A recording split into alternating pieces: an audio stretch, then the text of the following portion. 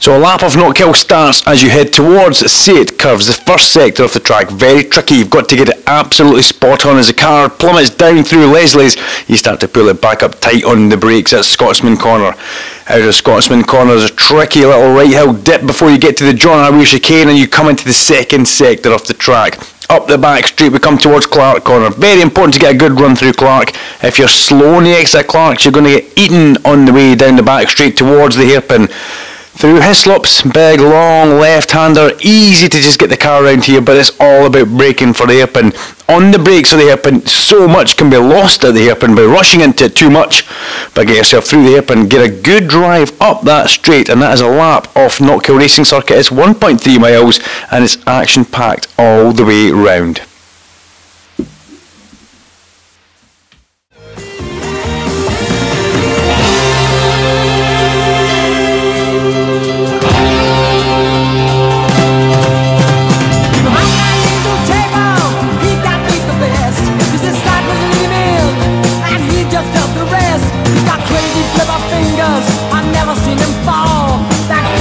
Final round of the 2012 Scottish Legends Championship. Now it's come down to the wire. There's just 10 points in it.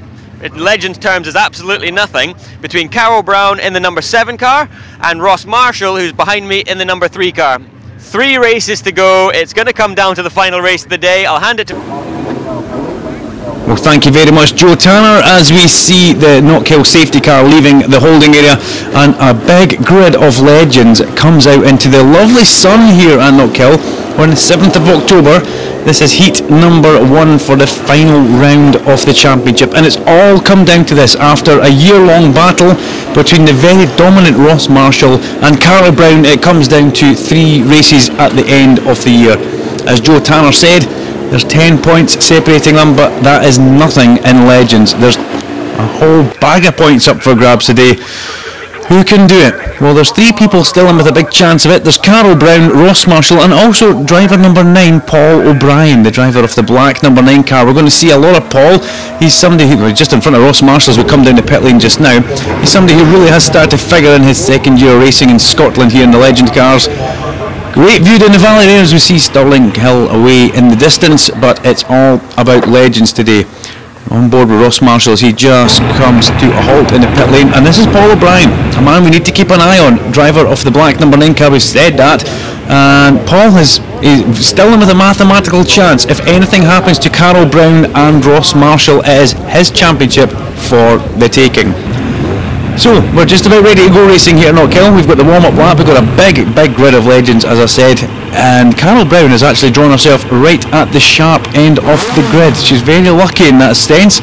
Ross Marshall is starting at the back, but that will be reversed for the second heat of the day. As we can see, Colin Atkinson is our pole man ahead of Chris Hines.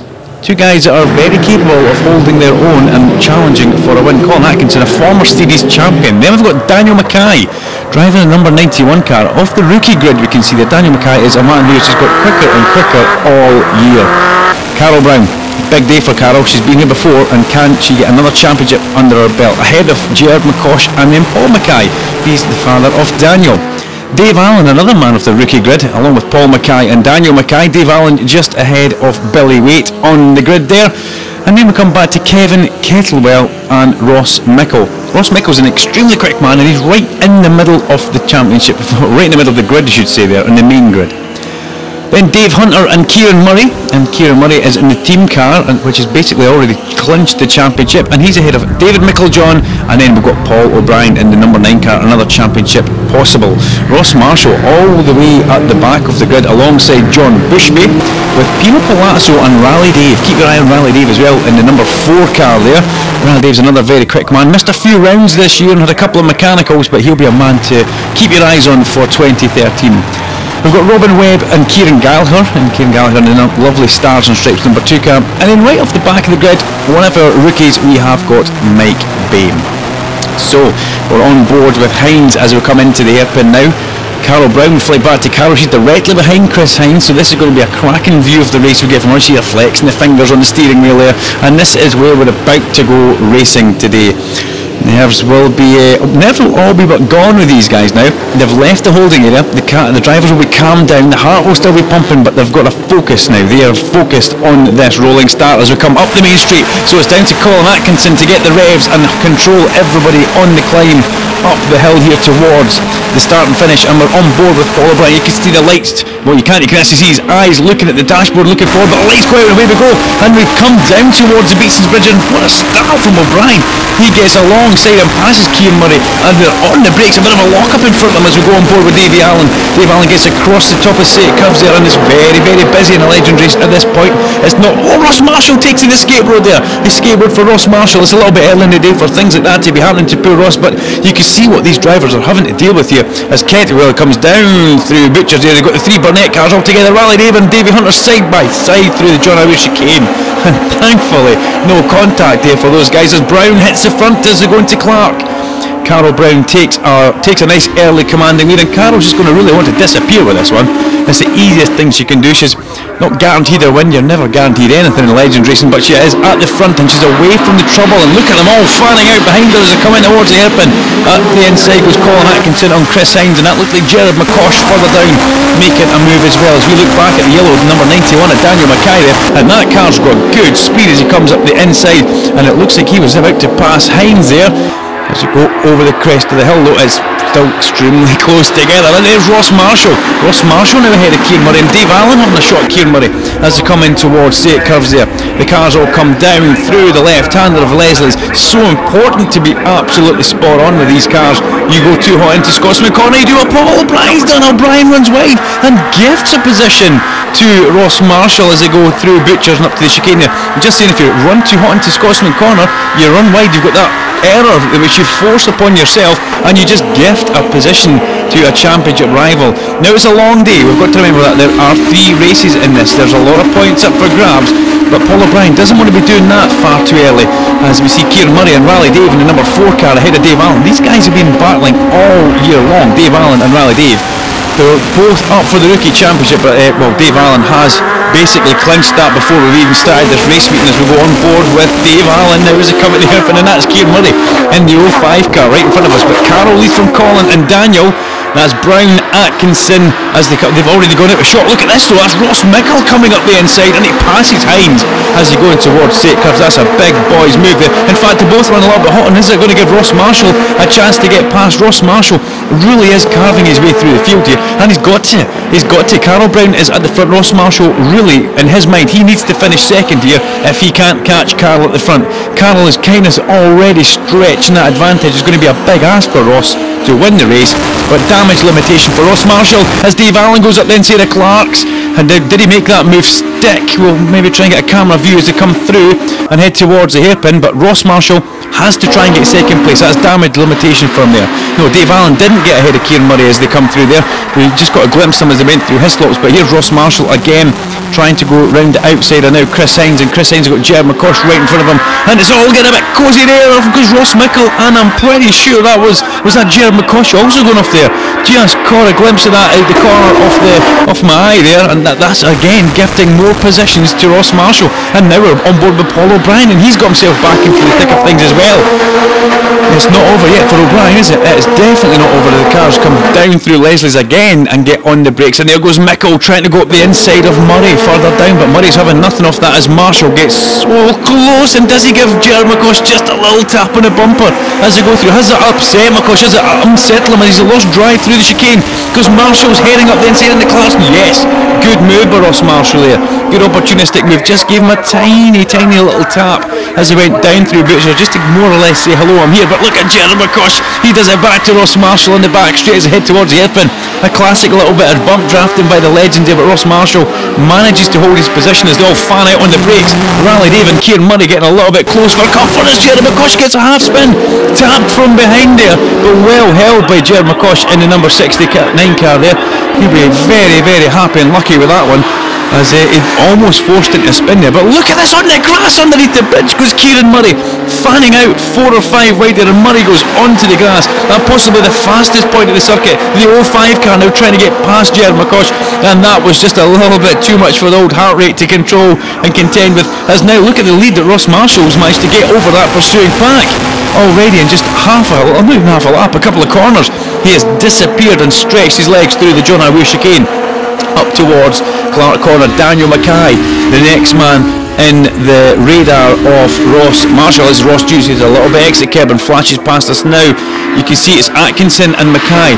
Now, how long is it going to take Ross Marshall to catch these guys up? Carol's gone there. She's just gone through a shop now. We've got Colin Atkinson, former champion, and young gun Daniel Mackay, but the man Ross Marshall, he's got his work out here. 6 out of 8. The graphic at the top tells us there's everybody hugs the pit wall as they come up the main street. We can see the pit crews hanging over there, and Marshall is starting to already eat into that, and Paul O'Brien as well has broken free of that gaggle of cars now. Gerard McCosh goes round the outside. Surely not. Brave move by Gerard if he can make that happen. Rally Dave's quite a keen man as they go through the top of the 8 curves there, as we get a couple of the tail enders. Then have David Micklejohn just coming out the hairpin up the main straight. But this is where the battle always is in Legends. It's the mid-pack. It's such a hard place. If you get caught and mired in the mid-pack, you cannot really break free and get yourself to the front. Having said that, Ross Marshall, proving me wrong just now, has fought his way through that mid-pack, and look at the inroads he's made into Daniel Mackay. He's absolutely chomping at the bit to get into that second place, and that number 91 car is going to have its rearview mirror full of the number 3 Burnett Motorsport Beatson's Bat car in Leicester. Well, he's there. You can see that he's there as he goes through the hip, and this has been a blistering lap by Ross Marshall, and he's going to have his hands full for the next couple of laps, because Daniel Mackay is a difficult man to pass, and if you get past him, he likes to spring a move straight away, but he fans out as he comes under the bridge. He's picked up a toe from Colin Atkinson. He's on the inside. Ross Marshall, a good classy move from one of the champions there. A little bit of oversteer over the top of the hill. Ross Marshall has passed Daniel Mackay. Daniel Mackay not wanting to get up and ruffle too many feathers today. There's a championship at the stake there, and Daniel showing a mature head on very young, fast shoulders there through the John O'Wee chicane, racking on board view of the Legend. It's important not to work too hard in the steering wheel. It's important not to be steering too hard. You're upsetting the car. Atkinson defends though on the way into Clark Corner. That's going to let Marshall get a good run through Clark Corner. Why did Colin Atkinson defend there as they come along his slopes? Now Atkinson defending again. We can see Marshall just getting a little overlap. He's just got a little bit more speed as Paul Mackay lands in the gravel trap. Paul maybe, he's going to get with that. I thought he was maybe going to be beached, but still defending on the inside. How did Colin Atkinson manage to not get thrown off the road there, because he's defending all the way along towards Hislop as Carol Brown makes her way into the sunshine at 8 curves and passes the Marshall's point just now, as Rally Dave's having a big look at the top of 8 curves, but Robin Webb finds himself into the air fencing. And right to say, Rally Dave spins in the background. He's backwards down first corner, and there's mayhem behind them there as Dave Allen gets a big glimpse of that, and a face full of Rally Dave sliding across the track. But Ross Marshall has not affected him. He was ahead of that on the road as we're looking at Colin Atkinson going through the chicane there, and Colin is a quick man. He's taken absolutely no prisoners going through that John O'Wee chicane. As we go back on board with Carol Brown, who's just clicking off the laps, pulling gears early, watching the revs, imagining that things are going to start going wrong for her. But she goes up the inside of Mike Bain. And Ross Marshall now on the attack as they come in towards the hairpin. Can Colin Atkinson fend off another attack? No, he can't. Colin Atkinson goes in and throws away second place with the checkered flag in sight. Absolute throws it away. What was Colin doing? Carol Brown wins the race ahead of Ross Marshall, and Daniel Mackay gets third with Paul O'Brien in 4th. So all the championship people who need to be at the sharp end right in the hunt there, with Ross Mickle in a fine 6th place ahead of Gerard McCosh, Davey Hunter, Kieran Murray. Colin Atkinson comes back in 9th with Dave Allen, Chris Hines, Billy Waite in 12th, Pino Palazzo, Rally Dave in 14th, 15th for Kettlewell, 16th Gallagher, Bushby, Mackay, Micklejohn, Webb and Bain. Fastest lap of the race, Ross Marshall with a minute .6.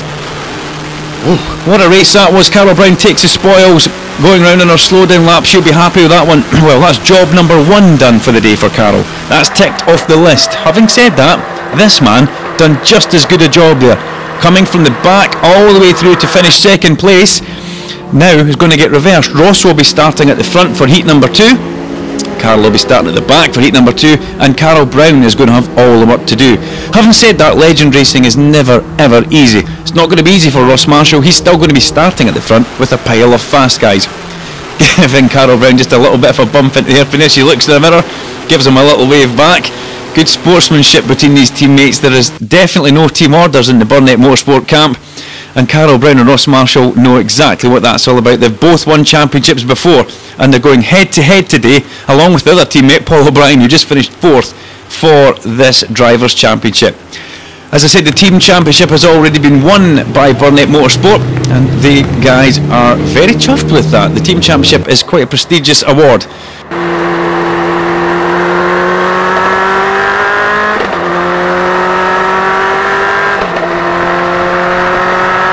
Come through the pit lane and back round towards Park Ferme. We'll hand down to Joe Tanner.